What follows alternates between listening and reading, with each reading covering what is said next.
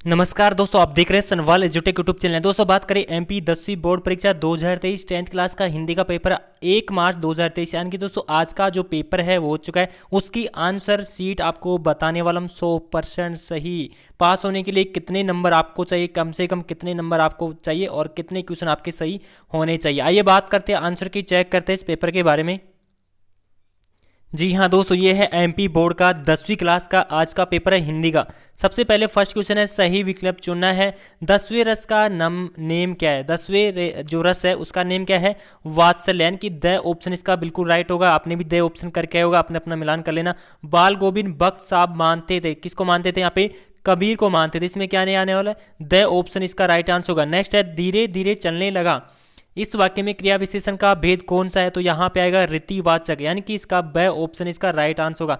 Next है, बालक तारकेश्वर नाथ को उसके पिता टीका लगाते थे। तो यहाँ पे बात करें फोर्थ क्वेश्चन में आएगा यहाँ पे बभूत, ठीक है, स ऑप्शन इसका राइट आंसर होगा।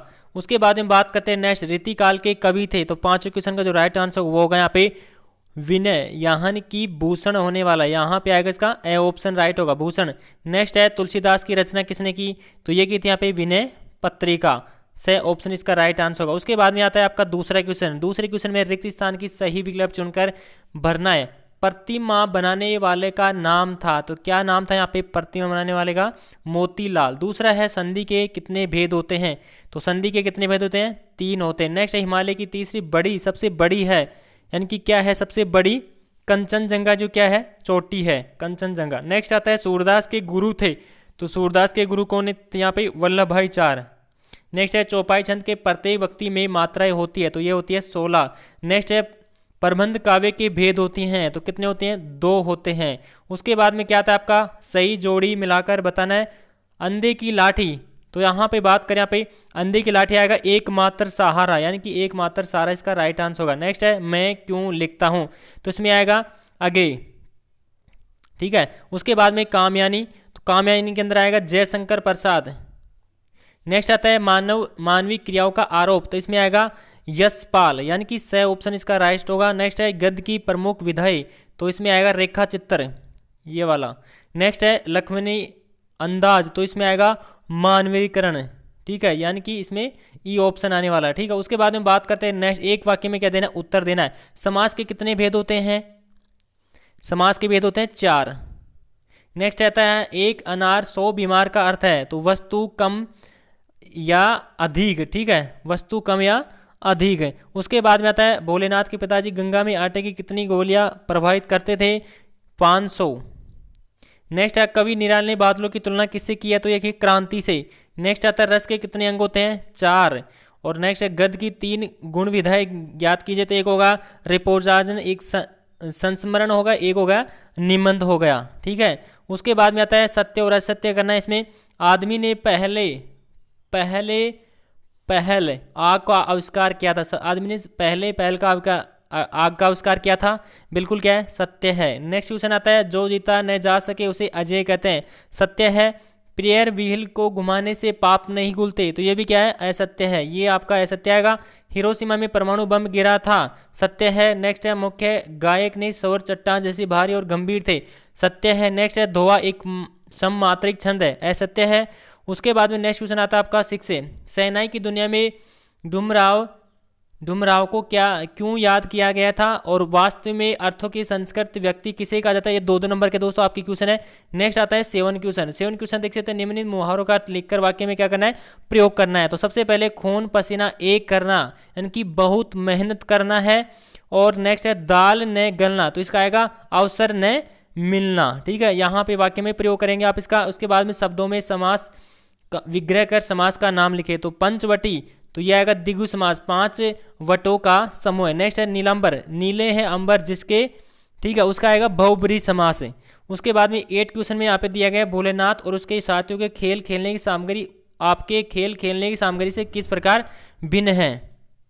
उसके बाद में अथवा में दिया गया, लेखक ने अपने आपको हिरोशिमा के विस्फोट का होता कब और किस तरह महसूस किया। उसके बाद में नेक्स्ट क्वेश्चन है 9 क्वेश्चन 2 नंबर का है, प्रगतिवादी काव्य की प्रमुख 2 विशेषता बताएंगे और रीतिकाल की 2 विशेषता लिखना है। इसमें भी अथवा दे रखा है, सूरदास और नागार्जुन के काव्य की विशेषता निम्न बिंदुओं पर लिखना है, 2 रचनाएं और भाव पक्ष।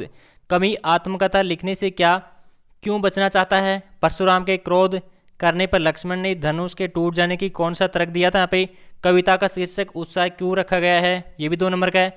अथवा के अंदर है संगीतकार के माध्यम से कवि किस प्रकार के व्यक्तियों की ओर संकेत करना चाह रहा है? काव्य खंड यानी कि खंड काव्य की 2 विशेषताएं। श्रृंगार रस किसे कहते हैं? उदाहरण से ही देना इसका भी। चौपाई छंद की परिभाषा करते हुए उदाहरण से ही समझाइए।